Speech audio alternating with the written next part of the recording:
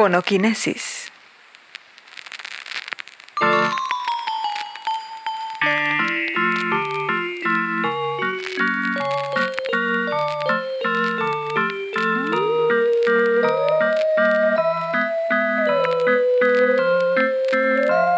Pues muy buenos días, buenas tardes y buenas noches a todos los que nos acompañan aquí en este episodio Fonokinesis. Y bueno, este episodio es un episodio muy especial. Yo creo que es el episodio más especial que hemos hecho. Y voy a dejar que mi compañero aquí, el buen Francisco de León, nos explique por qué es tan especial este episodio. Bueno, pues tenemos un invitado muy especial. Tenemos aquí a Jared Bauer, que es una persona dedicada a la filosofía, pero que también ha creado una cantidad de videos bastante importantes. Él es co-creador de un canal de YouTube que se llama Wisecrack. Ahora ha dejado este proyecto y está comenzando un proyecto propio, ¿no? En el cual hace análisis de películas, de distintos productos culturales. Hace un par de días subió un episodio analizando el último especial de Chappelle, ¿no? Y bueno, tiene ahí varios temas muy interesantes y justamente, ¿no? Muchos de los videos que Jared ha realizado a lo largo de los últimos años sirvieron mucho de inspiración para cosas que hacíamos Sergio y yo aquí en Fonokinesis, ¿no? Era un referente obligado, en especial los que hacía él, ¿no? Todo el equipo es muy interesante, pero en especial los que hacía Jared, como que había una sintonía bastante especial, ¿no? Pero bueno, obviamente él está ahora en Helsinki, pues si mal no recuerdo, está en Helsinki, pero entonces haremos la entrevista obviamente en inglés, ¿no? Entonces a partir de ahora tendremos que cambiar un poquito el idioma, no se preocupen, bueno, aquí Sergio nos va a comentar cómo vamos a llevar la dinámica, ¿no?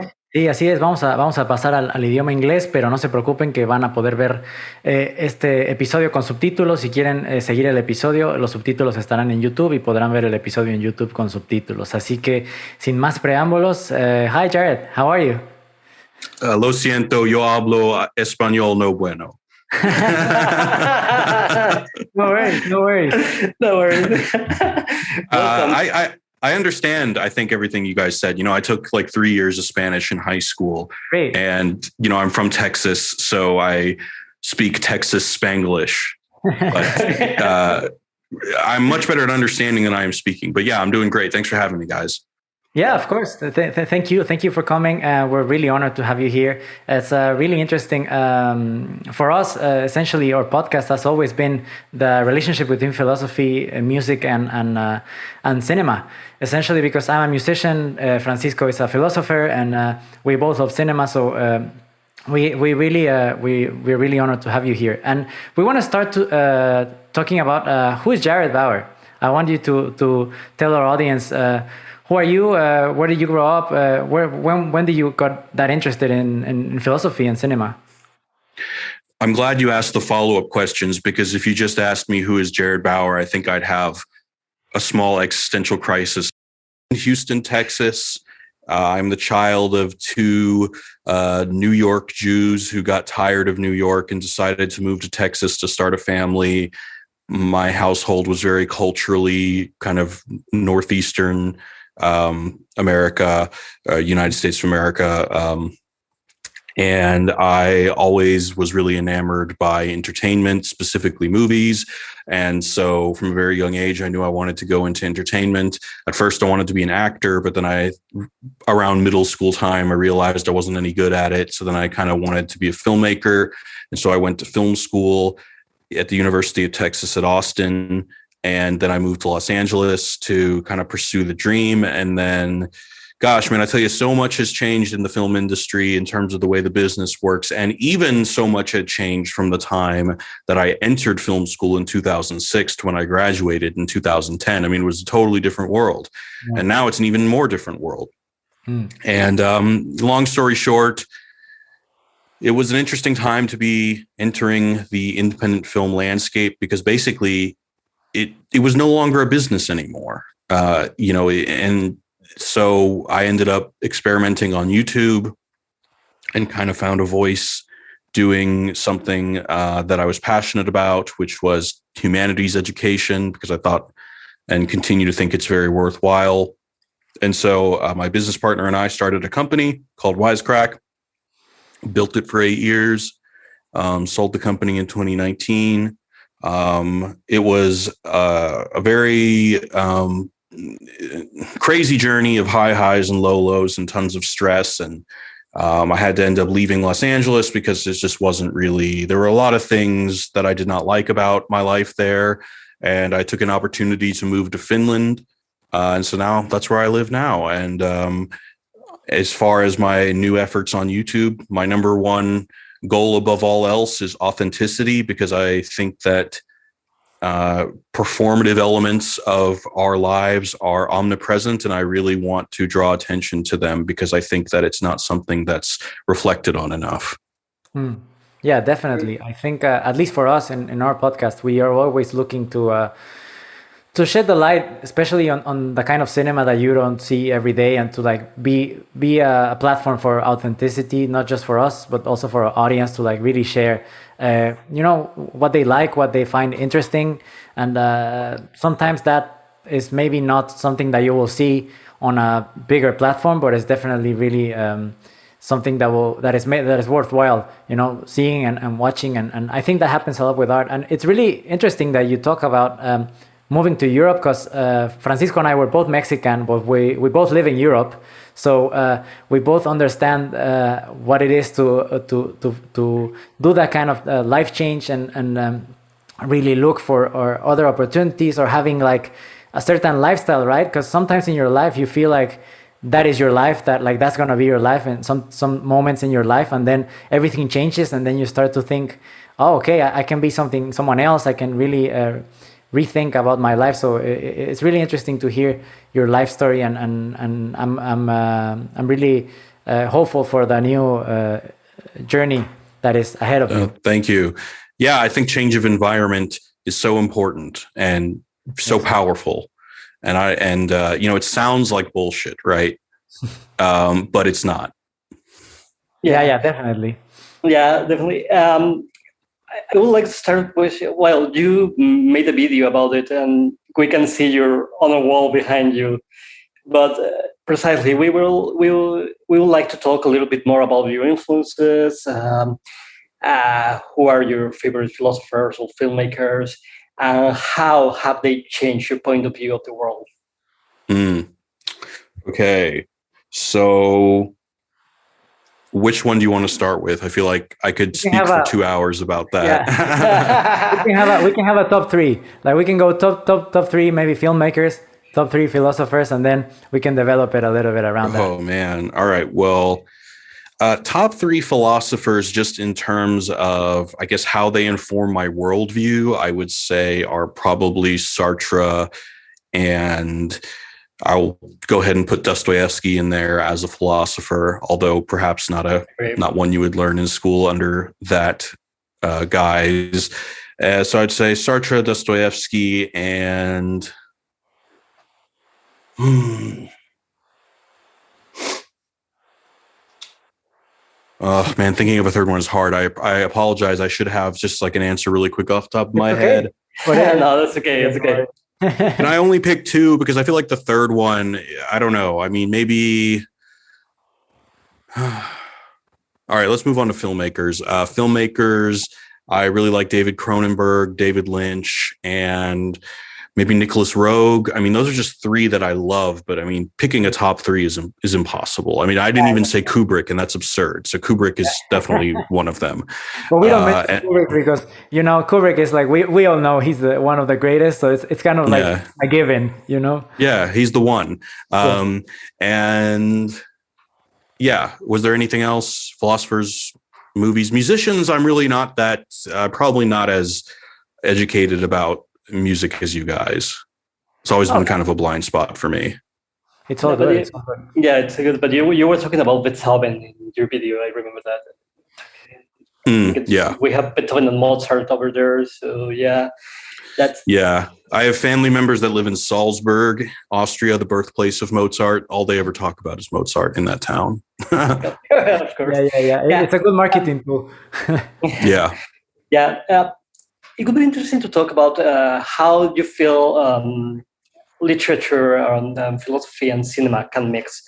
Gildelez used to talk about this kind of marriage between film and philosophy, because how films can portray very important ideas in the history of thought. So so I would say that cinema, and I don't know if this really overlaps with what Deleuze was saying. I have not read what you're referring to, but I remember Austin. I don't know if you listened to our movie podcast, but Austin told me all about that one time because he's really into Deleuze. But anyway, I think that there's this great movie by Powell and Pressburger called Peeping Tom. I don't know if you've ever seen it, but it's similar to The Man with the Moving Camera, the Vertov movie. It really is an interesting exemplification of how the camera is kind of like a voyeur. It is kind of this first person perspective, and I think the potentially a first person perspective, but whether or not it's actually like a third person point of view that the camera is presenting, what's really important here is the term perspective. I think, of course, perspective can be communicated in books as well, and I would basically say the same about literature that I'm saying about film, but film has a really powerful way because there are so many tools at an artist's disposal. For example, I believe that film is actually much more powerful than a stage play, although they operate at different wavelengths. But for one thing, like film, unlike stage, has the power of juxtaposition, which is just like a way that you can show one visual image and then juxtapose it with another visual image in an entirely different time, place, setting, visual style. And, that juxtaposition can, if you want to say dialectically, make some sort of point or provide some kind of an insight. And so all these things, all these tools that cinema offers, because cinema isn't just image, it's also the moving image. It's not just sound, it's also music. It's also sound design. These tools are all so potent that a film really has an amazing ability to craft not only a message, a message, but also kind of subsume someone in a perspective that they may never have considered before. And so I think that film is a very powerful thing to awaken people, which is why I think The Matrix or even Inception are kind of like good literal plots that can kind of describe the effect of really exploring world cinema, because it can really not only specific points of view, but specific cultures, specific ideas. It's just so powerful of a communication tool.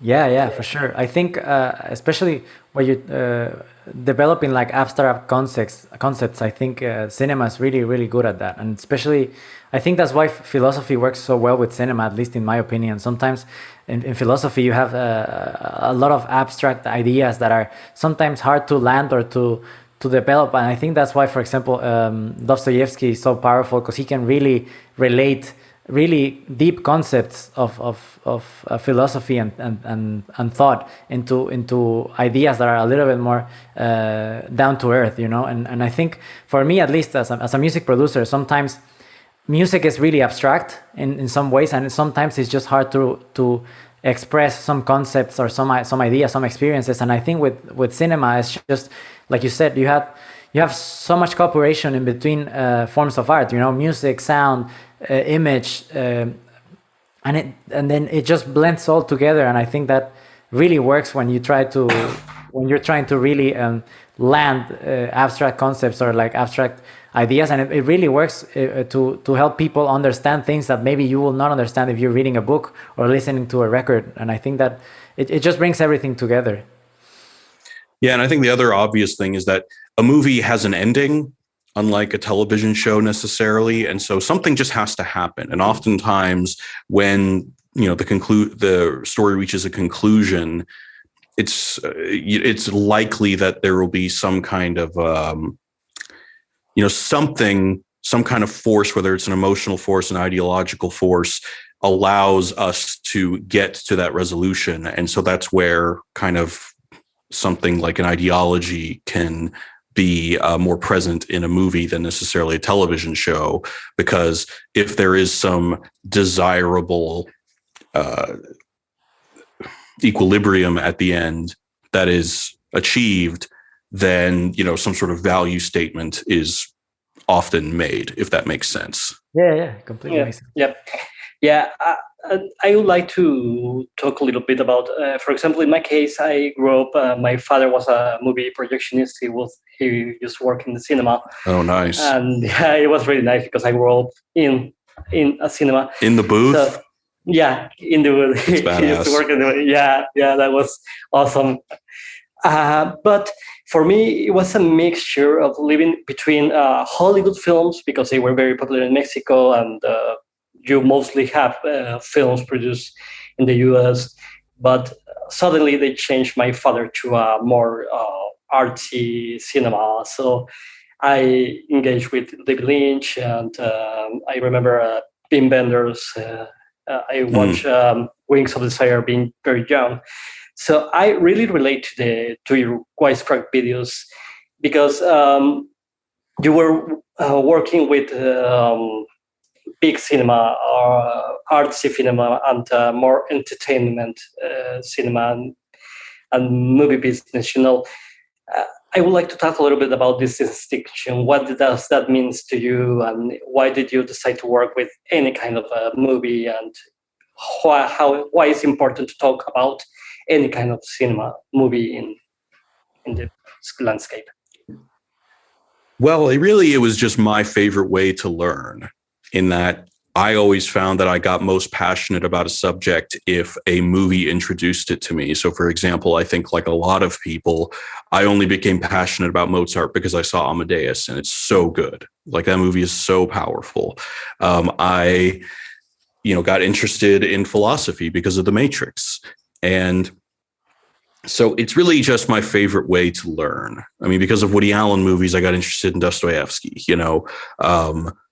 and so I just think that, cinema has such a unique capability of being able to please us on a very sensory base level, while also having some real substance there that can kind of transition somebody who is only there for the spectacle and kind of transition them into also being curious about substance.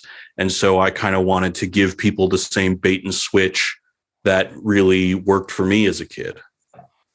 Yeah, and it's interesting. Like, for example, when you, I'm sure, like when you started your channel, at first, YouTube has evolved so much during the years, and like now you see that a lot of people are looking for the clickbait, or maybe the title that would, like, that thing that they call the thumbnail, that really attracts a lot of views nowadays, because everyone's just watching the first image that comes to mind, right? So I think, can you talk a little bit about, like, especially when you started on YouTube, how has that evolved as a platform for you, and how do you feel like all of the things that you've learned on YouTube now work on your new endeavor? Because YouTube at first, like I said, it was really different, right?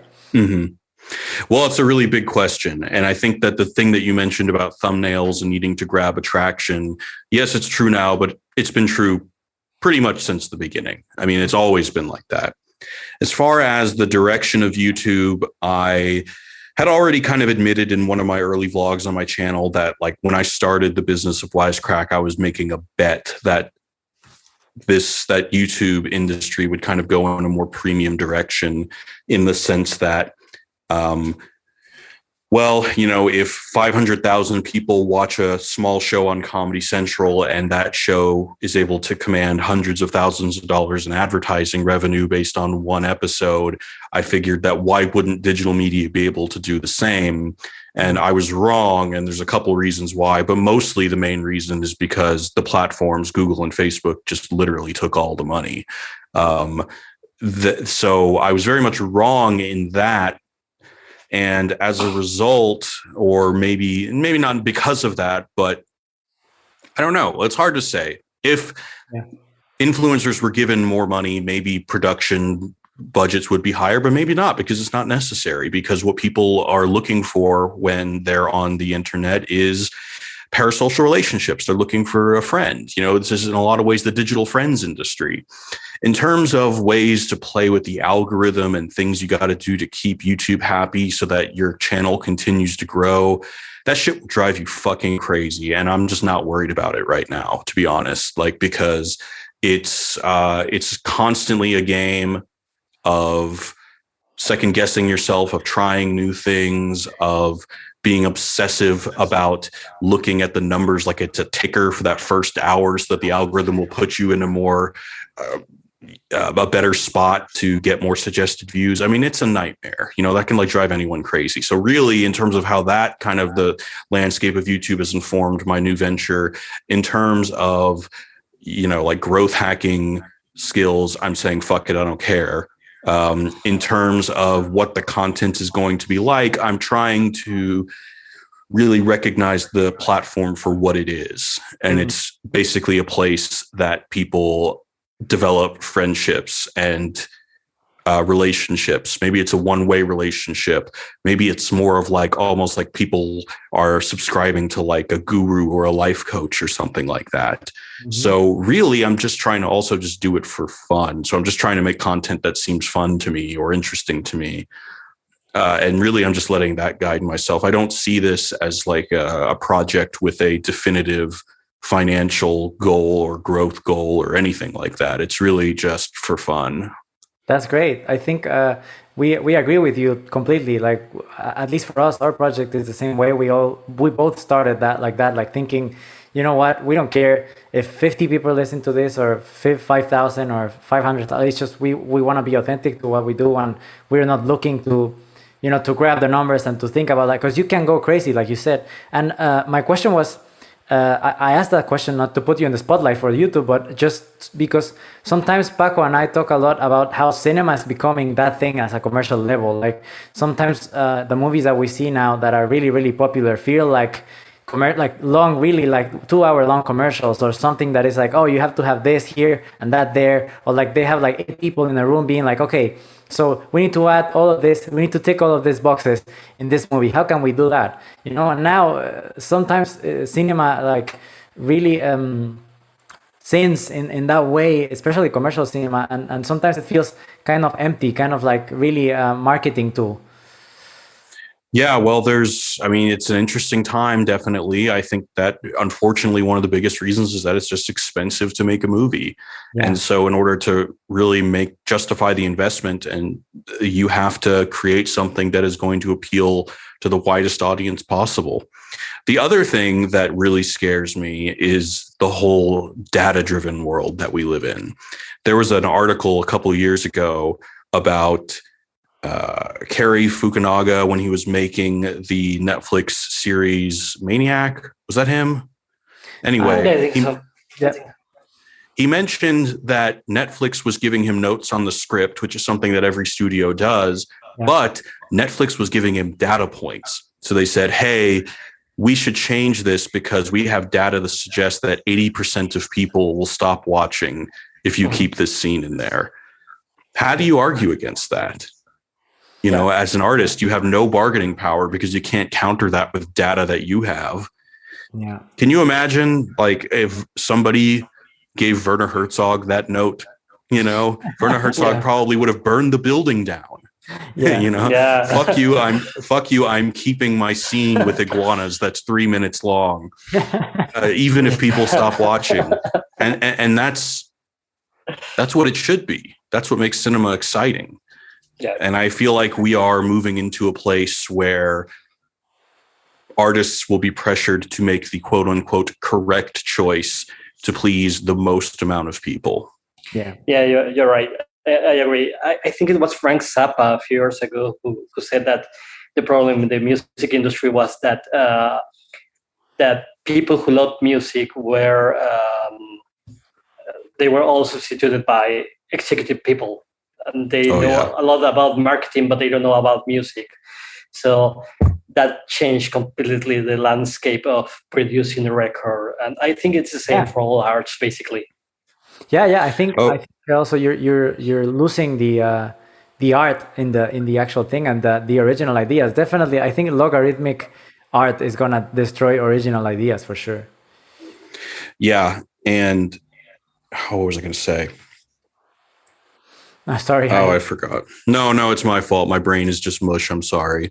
It's okay. But yeah, it's definitely like talking about like algorithms for sure. Like the music industry is going that way. Like I can see, like all of my friends are musicians. Like I gather around a lot of musicians, and a lot of them are talking about like just making music every 3 months just to please the Spotify algorithm, you know? Like it's the same way with Netflix algorithm. We're just talking different companies, but it's all the same. We're all just trying to, like, they're just trying to get into certain playlists, and like you're not thinking about like how can I express myself in the best way through this medium. It's just how can I please the matrix so it shows my content, you know, and I can actually make a living.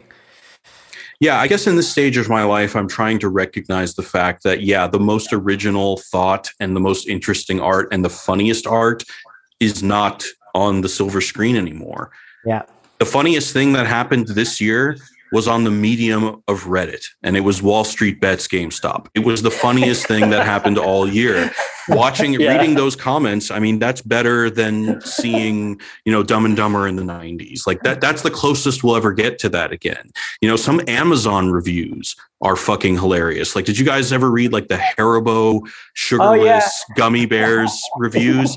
Like that's where cutting edge comedy is, in these new mediums that we don't think of as traditionally as entertainment, like on message boards, on product reviews, on YouTube. You know, YouTube gets a lot of shit for, you know, its ridiculous policies about silencing people. But at the end of the day, there's still some pretty crazy shit on YouTube, and people are allowed to say quite a lot of things. Yeah. And I think that, again, the barrier to entry is non-existent. And so really, I think if you're looking for the most interesting, risky art, unfortunately, it's not in the form of a $1 million+ narrativized, you know, visual thing, which sucks for people like us who love that. But I don't know, maybe I'm trying not to become a boomer too quickly and try to embrace the new. Yeah, it's hard. It's definitely hard, and it's interesting to think about, for example, the startup series like Rick and Morty, and like certain kind of shows that just become like cult series that have start as original ideas, right? And they develop into like kind of like this massive media, because it's not just like in America, for example. In Latin America, Rick and Morty just became a thing, you know, like it's just huge. Yeah. And it's really interesting how like shows that talk about complex themes, you know, like and they're not as easy to understand, just become like a massive thing. Like what do you think about that? Like for me, it's always been really I've always been really curious about like those kinds of things that just become huge. Phenomenal. You mean just like when things become a victim of their own success? Yes, exactly. Yeah, I mean, on the one hand, I mean, at the end of the day, boo fucking who. Sorry, Justin Roiland is a gajillionaire now. But yeah, I mean, I hear you. I don't know. You know, to be honest, I haven't watched the newest season of Rick and Morty. I've seen like maybe half of the episodes. But more than anything, I don't think that the show. I think that it's not that it's bad. It's still good. I think that I'm just kind of done with it because it's a show that I don't really think. I'm always looking for something with a strong perspective. And that's why I'm so drawn to South Park, because it's basically Trey's vision of the world in a form of comedy that I enjoy more. I'm not really into joke dense comedy where basically, you know, there's like a joke every 2 seconds. I'm much more into situational comedy where the joke is drawn out as a scene, like in South Park. So it's also just a matter of taste. Yeah, for sure. South Park is huge in Latin America too. Yeah. I have a friend who is Chilean, and she was telling me about how, I mean, the American voices on South Park are great, but the what do they call it? South Park Latino, the dubbed version. He said like those guys are great in their own way. Yeah, actually, that has happened also with The Simpsons. We really love the Mexican voices, and those are the same voices that people hear in the rest of Latin America. So yeah, they become their own things, even changing the jokes. You know, you didn't notice at first, but then you get used to it, and they change a lot of the jokes, but they still work. Yeah, that's got to be a fun job. Yeah, for sure. For sure. For sure. And what type of art, or are you excited about some kind of director right now, but especially young people or young creators that you can mention that you are excited about to see their work? Filmmakers or anyone? Anyone. Anyone. Really cool. So in terms of filmmakers, I think really the only guy that is our age, I'm assuming that we're roughly the same age, but I could be wrong, but like that's our generation that I think made it in Hollywood as an auteur that I can think of is Ari Aster, the guy who made Midsommar and Hereditary. So I think both of those movies are really impressive. And so I'm interested to see where his career goes, because I think he could have, the dude might have a masterpiece in him. Jordan Peele, obviously, I think that his second movie, Us, is good, not great, but Get Out was such a home run. Yes. So I'm interested to see what he does. In terms of YouTubers, I find myself, there are some people on YouTube that are just savants. Like there's this guy, what is his name? He's in California. Harry Mack. He is a freestyle rapper. Oh yeah. I don't know if you guys have followed it. Yeah, I that guy. Videos. It's crazy. Yeah, that guy he's the best in the world at what he does. Like no one can even get close. And the fact that someone like him has a platform like YouTube is great. That's what YouTube is made for. Freaks like him. And so I also really like the comedian when it comes to, I've always been a big fan of like offensive comedy, quote unquote, like just pushing the limits of what can be said. And I think Long Beach Griffey is a YouTuber who I think is consistently funny. And I think he's a really good performer. So I really like his work. But yeah, I'm also in Finland now. So I'm currently kind of going through the work of some Finnish directors, because I'd never even seen a Finnish movie before moving here. And the Finnish Kubrick, his name is Kaurismäki. Kaurismäki. Yeah, so I've seen 2 of his movies so far, and I might watch another one tonight. Great. Which ones did you watch? So I watched his first movie, Crime and Punishment, because Crime and Punishment is my favorite book. And so I'm always interested to see an adaptation. And it was a really interesting adaptation and a really good movie. And then I watched, I guess, what's probably his most famous movie that he made in 2011, Le Havre, which was also quite good. You should watch definitely the Leningrad Cowboys. Leningrad Cowboys? Yeah. Okay, I'm going to write that down. There's even a cameo by Jim Jarmusch in the film, because they are very good friends. Oh, cool. Awesome. It's very cool. And actually, Kaurismäki knows a lot about Mexican culture. I was surprised by that he even uses some Mexican music and things like that. That is why maybe he was very well known in Mexico during the 90s. That was interesting. We have a long-term love relationship with Kaurismäki in Mexico. He's that's an awesome director. It's an awesome That's director. awesome. Yeah. That's good to hear. Yeah. I mean, I'd honestly never even heard of him until like a month ago. So this is super exciting for me. Yeah. We have an interesting relationship between Kaurismäki and Mexico. We have it's a long-standing relationship for sure. I think he doesn't know about it, but we love him in Mexico, really. Actually, and about Crime and Punishment, it's funny because he was telling once in one interview that one reporter asked him why did he decide to adapt Dostoevsky, and he went like, because people told me that it was impossible to adapt that novel. So you wanted to prove that you're good enough to adapt it, and he was like, no. I was sure that I was going to make a shitty movie, so that released pressure for my second film. Oh wow! Yeah. It was really interesting how he kind of simultaneously was very strict about the adaptation, in that, like, he kept all the main characters. the love interest is kind of Raskolnikov's sister and Sonia in one character, but then they added like the Svidrigailov character and the Razumikin character. And it was like, okay, he knows the book well, and he's making some very strong, bold decisions in changing the story, but kind of works. The greatest sin when you're adapting a classic novel is that you just stay too close to the novel, and you realize that a novel is not a movie, and just because it works in the text doesn't mean it's going to work on the screen. But then again, you want to make all that money from the kids who rent it because they don't want to read the book, so Yeah. That's right. I can't imagine how much money To Kill a Mockingbird has made.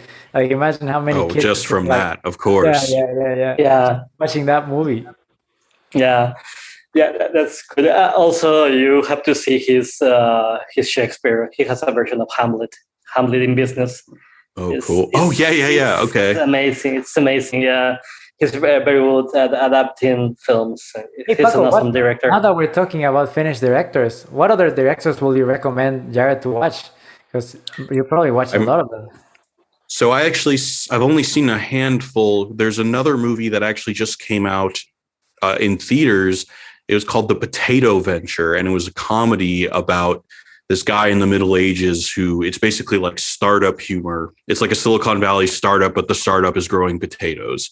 And it was pretty funny. I don't know who directed it, but I'm still at the very beginning, so I don't really have other recommendations to make. I was telling Paco to recommend you some Finnish. Oh, excuse me. I'm sorry. No, let me think about it, because I also thought you were asking Jared, actually. Sorry. Oh, okay. Let me think about it, and I will for sure.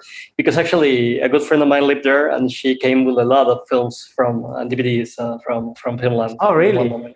Yeah. We have I have a friend from Holland, and sometimes we get confused because her English is her second language too. So sometimes we made this joke that we always understand each other 80%. So we want to keep 80%, like in Interstellar, it's like 80%. They say 90% there, but it was like we just have that 80%, and the 20% left is just joke. Because every time we joke, because we couldn't. Sometimes we can't understand what each other is saying or what each other is meaning, but it's really, really funny. I'm dating a Turkish girl right now, and we have the same thing. Yeah, that's great. yeah. Actually, I wanted to ask you that. How it been for you to arrive to a country with a different language and with a completely different sense of relationship? How have you managed to change? Yeah. Well, I'm still at the very beginning. I've only been here for 2.5 months, but yeah, it's a bit challenging. I mean, I'm very fortunate that the business language for at least the company I work with, and probably the entire industry in Helsinki, is English. So that's been very easy. But yeah, the street signs, it's very rare that you see English because it's only Finnish and Swedish. But it's a small enough place, and most people do speak English. And once you kind of learn your way around, I mean, I learned my way around Beijing, not really knowing that much Chinese. So this is a little bit easier, especially since most people do speak English. Mm-hmm. So it hasn't really been, and I think because of my experience in China, I probably wasn't that concerned about being here. So yeah, it has, honestly, really the answer is most people speak English, so it's not that bad. I'm very privileged that I speak in, the international business language. That's true. That's true. Like, I remember a lot of my friends moved to Spain, and because I did my postgraduate studies here, and a lot of them couldn't speak Spanish, and in Spain, not a lot of people speak English, so it was really hard for them to grasp the culture and like everything, because it was just like they will force you to learn Spanish because no one speaks English. Yeah, I've heard that people in Finland are a little bit insular and that it can be hard to make friends, but I haven't really had an issue, to be honest. The people, I work at a very large company, so people are very inviting, and it's been nice. Good. Now, changing a little bit the topic, but you have talked a lot about that in your new channel. Well, twice actually. One time specifically with the subject, and in recent days about Dave Chappelle. But let's talk a little bit about how do you feel with this idea of cancel culture and how it changed the landscape on ideas, on critical discussions, and that sort of thing. Yeah, I mean, I think the real, I don't know, my big soapbox thing at the moment is I think that too many people have bound up the ideas of what is funny and what is morally correct. And I think that that's a big mistake because first of all, I just don't think it's true. And I think that it's a real harmful, well, maybe harmful is not the right word, but it's a very sad thing when people feel like that they can only laugh at things that pass a certain ideological purity test. Because I think that, it's funny. I'm sure, Francisco, maybe you maybe not a fan, but at least you're aware of Slavoj Žižek. And I heard him say something recently. Yeah. He said something recently about how, all of these kind of academic liberals love to say that Freud is no longer relevant, but everything that's happening today only reinforces the fact that we need to reintroduce Freud, because there is this fantasy that people have that the unconscious doesn't even exist. Like, we are always completely in control of our meaning. We are completely in control of our desires, and we are completely aware of them. And that is such a ridiculous notion, first of all. And I think that people like Freud needs to be reintroduced to comedy. We need to understand that what's funny is not necessarily like, there's no logical explanation for why people find some things funny. And the more that we try to, fit some sort of moral rubric over what is funny and what isn't, then you're going to kill the idea of comedy entirely. That's like asking somebody to choose their sexual desires or what makes them, what turns them on from some sort of like morally accepted rubric. Obviously it just doesn't work that way. There is a thing called the unconscious. There is libido. And that also has to do with what you find funny. Yeah, for sure. I remember I was reading an article about, I don't know if you like the series The Office. And I was reading this article about how The Office has recently been really popular with young people, even though it just ended like ages ago. And it's really, really getting popular with young people. And this person was arguing that it's because a lot of the humor in The Office is not politically correct for now. Like, a lot of the humor that especially Michael Scott manages in some of the parts of The Office it's not kind of like politically correct sometimes. So a lot of young people feel that the series lets them laugh at some things that maybe now they're not as correct. And also, I think that's why South Park is as popular as ever right now, because it also provides like this window of opportunity to laugh at things that a lot of people will not laugh about. Like, the last couple of episodes have been about the pandemic, and right. they're hilarious. And it's just they are the only ones that are like maybe brave enough or just crazy enough to say, you know what, fuck it, we're just gonna do anything and we're just gonna say whatever we want, like Dave Chappelle, right? Exactly. Yeah, absolutely.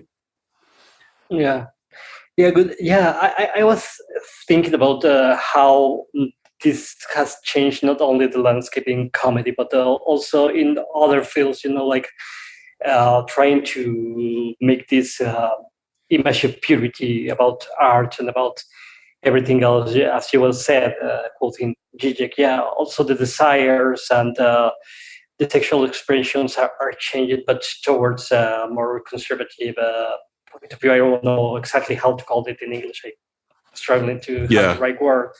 But yeah, we are in the presence of a big change about these sort of ideas, and not in a very positive way, as always.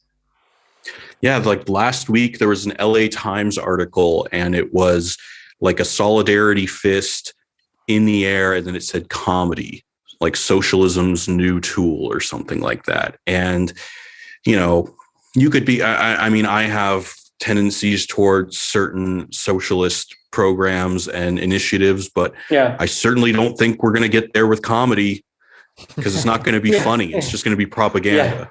Yeah, exactly. and Yeah, that's also a thing. Like, especially here in Spain, for example, my experience living here is everything gets politicized really, really hard. So, like, sometimes you want to talk about something, and in the end, it just ends up being on one side or another. And it's really hard to try to express complex ideas or try to develop complex concepts without people labeling them as such or such. I think sometimes, like, especially now, I think it's really hard to make people understand that it's not 0 or 100, it's not black or white. Like, the most interesting ideas will make you think about the grayscale of things. Yeah, absolutely. Yeah, I think it's hard, especially right now with what we're living in the world, with all the political agenda that we have one side and another. But I think it's interesting that for example, with Dave Chappelle, like, I watched that special. I actually just watched it, and I arrived late to a meeting because I was watching it and I couldn't stop watching. It was just so interesting, especially for me that I'm not American. Just like seeing how he crafts his humor and everything around it. I was really impressed. Like, I think he's reaching a certain level of maturity in his comedy that it's just genius, at least for me. And yeah, what 100% agree. I 100% agree, and I also think that I've seen a lot of people criticize him in saying that, oh yeah, he's so funny. He's telling jokes about pedophile priests. I made those jokes when I was 16.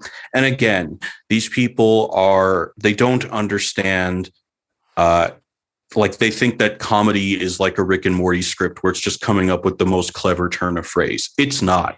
Comedy is like being a preacher. It's like being Tony Robbins. When I say that Dave Chappelle knows how to work a room, he knows how to set a tone and to make everybody in the audience be like captured by his voice. He basically almost like establishes a cult of personality in that room to where he could say very simple juvenile things, but because everyone in that room is so acutely aware of the nuance of his meaning, it's hilarious. And I think that, again, people just evaluate his ability as a comedian as saying like, oh, climaxing in a priest's face is not original, therefore it's not funny. They don't get it. They think that comedy is too simple. And honestly, everyone in Hollywood thinks that too, because you see Hollywood comedic writers and it's literally just like, who can write the shit that's so clever? You can almost imagine the writer patting themselves on the back as they write it, which is all I think about when I watch Rick and Morty. Yeah.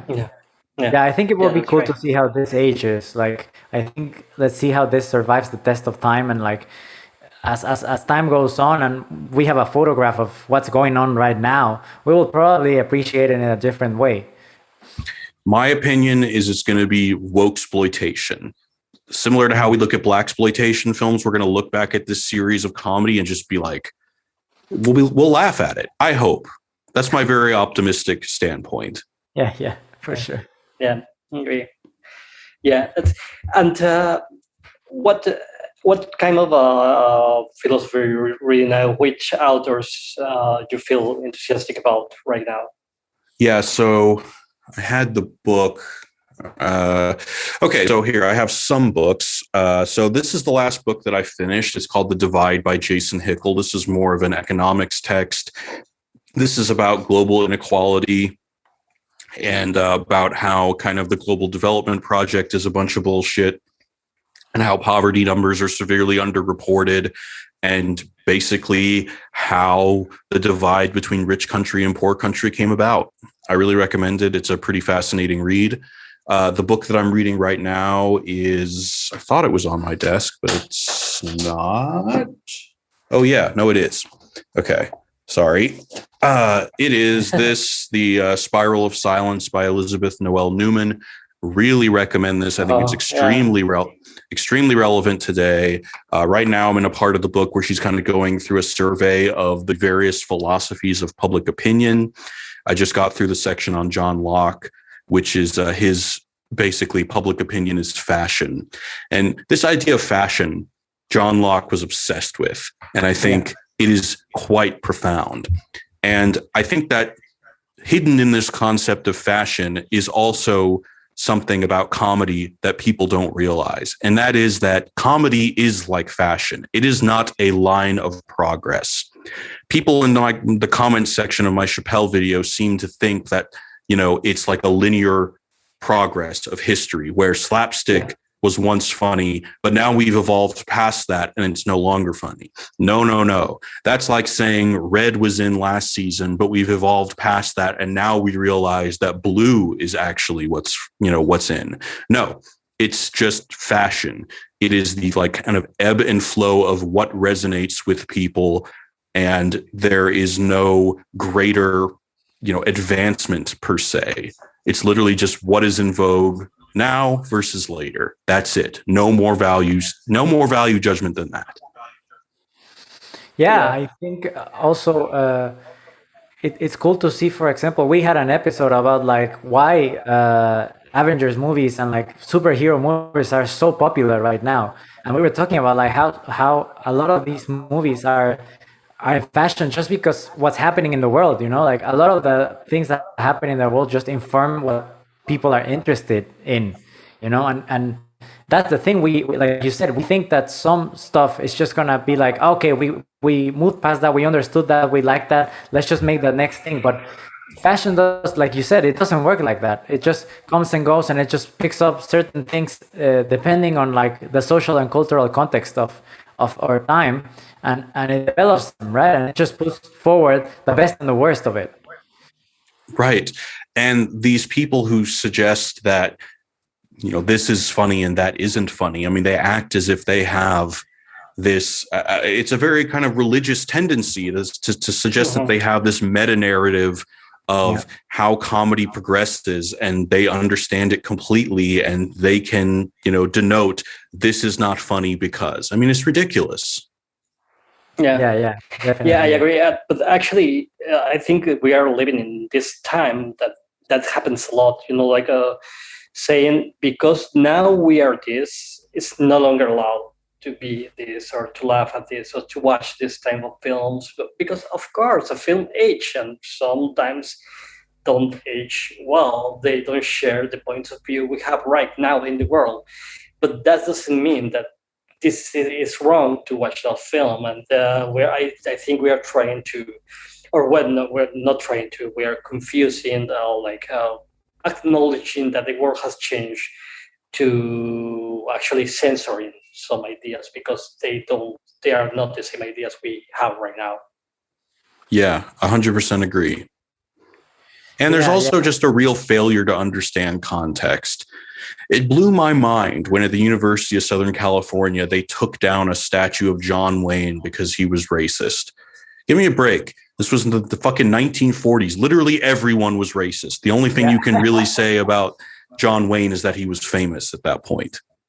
Yeah.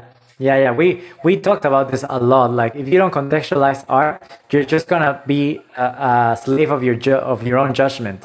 Especially if you're like reading something or watching something that is not of your era, like it's maybe 50s, 60s. A lot of the stuff, like if you judged someone just on like one side of their personality or works or sayings, it's really then I think especially they work as a scapegoat, because they are racist, we are not. It's like not to acknowledge that we are systemically part of this. We have to change the whole system, a whole point of view that made us be what we are. Not only think that eliminating these kind of figures, we are eliminating the problem. Actually, we have seen that it's the opposite. Yeah, there seems to be this thing where people pathologically need to be assured that they are a good person.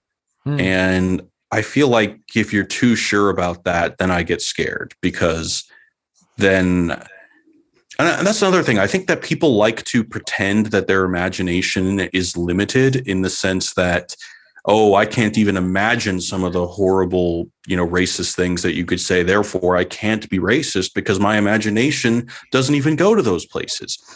I'm very skeptical of those people. And I also think it's just a bad fashion statement to wear in a sense, because I think that I actually would rather be with somebody who can imagine horrible things, because then that person is aware when he's enacting them, rather than somebody who claims to or actually does have a very limited imagination and who may not even be aware that they're doing horrible things that they can't imagine.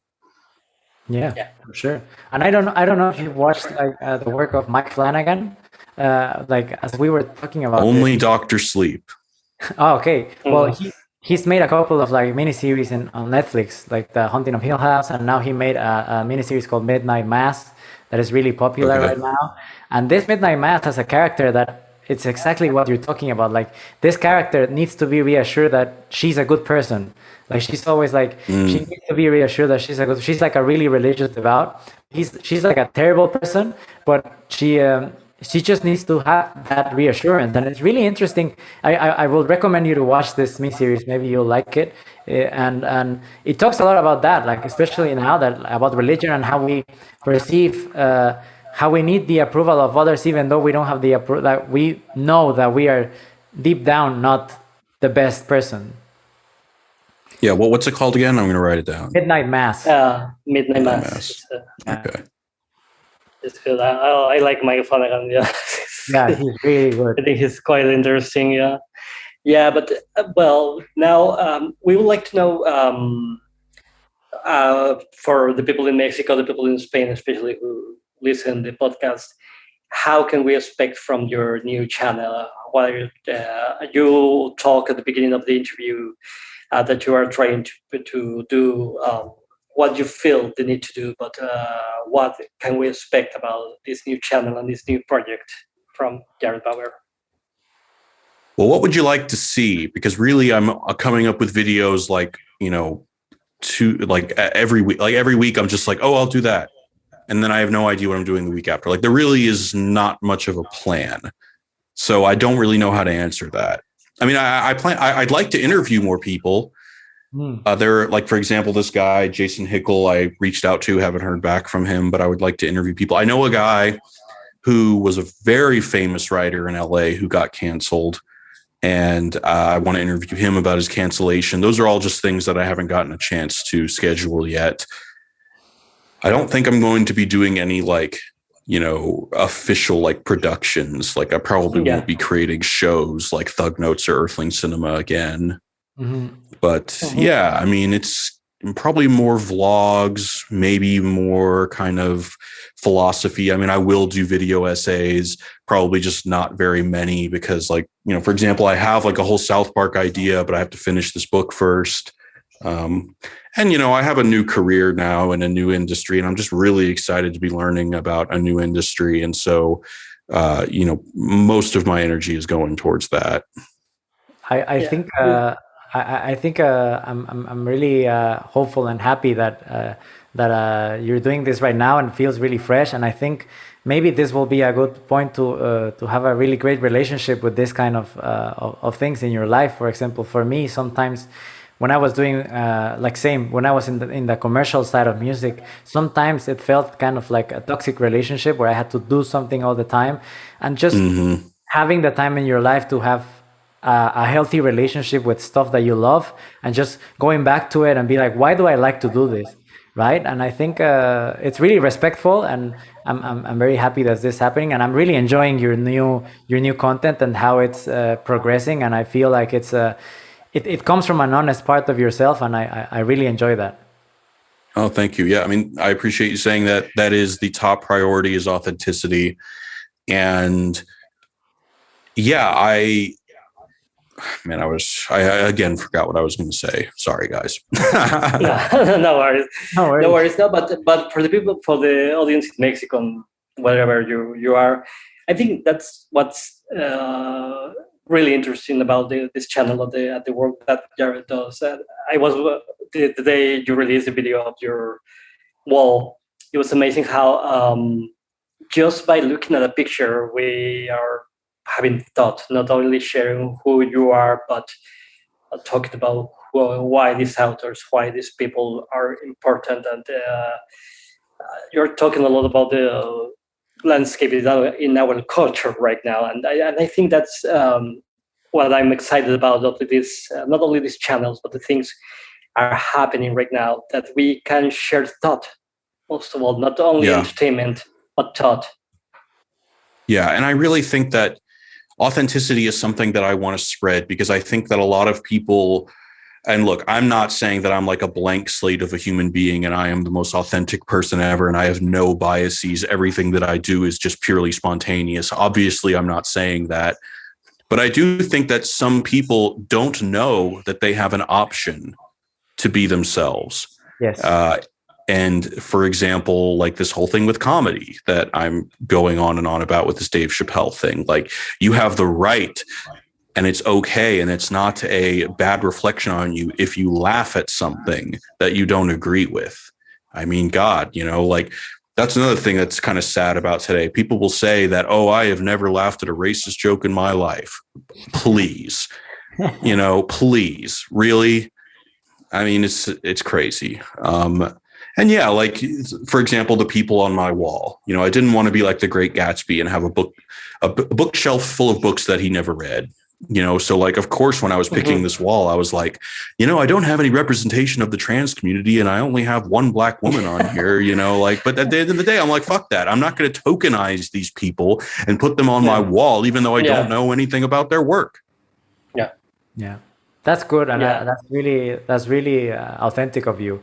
Because I also believe that now with Instagram and with all those social media, a lot of people try to like zero into intellectualize things and be like, oh, I know about this, or I know about that, I know this name, where they haven't even read or listened to that artist or anything. And it's like, I don't care if you say you know all of these things. Like the best thing is for you to experience that cinema or that art or that music and just make it yours, right? Like in the end, it's like how do you make those experiences yours, and how do you share that with people? Yeah, this is another thing that scares me, is that people don't only just adopt someone else's opinion, but they adopt opinions that they don't even understand. People have beliefs that they can't even express, in the sense that, like, even in my Dave Chappelle video, I had at least, a lot of people saying, oh, you got to watch ContraPoints, but no one was able to say what the video is about. Or what her opinion is, what their opinion is. It's almost as if other people's opinions are basically just filler for what people feel like, or not filler, but it's rather than the actual substance of the opinion. Superficial expression. It's a superficial expression. It's also just a sense of relief, or a sense of oh, okay, there is an opinion out there that can be expressed by somebody that affirms my feelings. I'm just going to point to them, and that is going to basically be my, that is my opinion, whatever they say. Now I am convinced that I am a good person because I have an opinion on this matter, and it is the correct opinion because this person I trust on the internet has said something that sounds smart. Don't remember what it was exactly, but that's what I believe. Yeah. That is something that I'm really afraid of. Managing the world of ideas, world thought, as it was world beliefs. Things that we believe in, instead of criticizing these things and where do they come. This is really important to know. Not only the context, but to think critically about what we are right now. And I've spoken to 3 people recently who have all had a very strong opinion about J.K. Rowling and said that J.K. Rowling is a bad person. And I said, what did she say that made you have such a strong feeling? And nobody was able to give me a quote. And didn't even have to be an exact quote. Just roughly, what does she believe? Fill in the blank. And I'm not saying that some people can't do it. I'm sure some people can do it, but not enough. It should be everyone. You need to know what you believe. Yeah, for sure. Yeah, that's right. Sure. Well, but I think we are reaching the end. But any more thoughts that you want to share with us, especially taking into account that we are talking to countries that maybe you are not very used to? You have a collaboration with a Mexican guy, I think, recently. Oh yeah, Diego Rosar, and well, he's Brazilian, but he lives in Mexico. He's Brazilian, yeah. He lives in Mexico. That's right. It was very interesting, but I don't know if you want to say something to resume what the interview or what you want to share with us, with the audience. I would say if you speak English, again, mi español es no bueno. So you're going to have, if you speak English, love to have you on my channel at youtube.com/Jared Bauer, Bauer. Would love any requests from you guys. As far as everybody listening in Mexico, don't come to Finland expecting good Mexican food. You're not going to find it. Nor Spain, actually. Oh, really? Oh, yeah. Yeah, it's hard to find Mexican food. Good. Yeah, I didn't realize how spoiled I was. I mean, Tex-Mex, Cali-Mex. And then my favorite place in LA was this Oaxacan place. Oh, so good. Yeah. A lot of salmon. A lot of salmon here, and I like salmon, but man. Yeah, I need a taste of home. if someday you will come to Barcelona, we can make enchiladas and things like that are not even Tex-Mex. So yeah, another kind of Mexican food. Yes, and I will bring you, gentlemen, Taco Bell from my country. We have quesalupas and crunch wraps together. You're thoroughly invited to Spain whenever you want to come. You're invited. You can enjoy. Oh, great! So both of you guys are in Barcelona. I'm living in Canary Islands actually. So I live in Tenerife, but I sometimes I go to Barcelona. So for sure Barcelona will be easier because it's definitely closer. But well, same thing with the Nordics, man. Come on down. Yes, thank you. We will, and I hope we can have more collaborations with you. This has been absolutely a pleasure. As I said, I'm doing this for fun, and this has been fun, so I'm more than happy to keep doing it. Yes. Yeah, we are planning to analyze with some friends some movies, so that maybe could be fun. And cool. Well, yeah, I will tell you about something coming up soon. I'm going to announce that me and actually Diego's brother Mateus, who is a philosophy teacher, we're going to test out. We're going to test out doing live viewings and analyses of movies over Zoom. So we're going to try it. We're going to start out with the 1968 movie Network. Ooh, so good. Great. Wow. Yeah. Great. So I'll let you guys know when that's happening. Yes, thank you. Yeah, and of course we will let know our audience about that too. Yes. Cool. You heard it first here. Now you know. That's right. That's right. All right, guys. Well, thank you so much for inviting me. This was fun. Thank you so much. Thank you very much. It was really fun, Jared.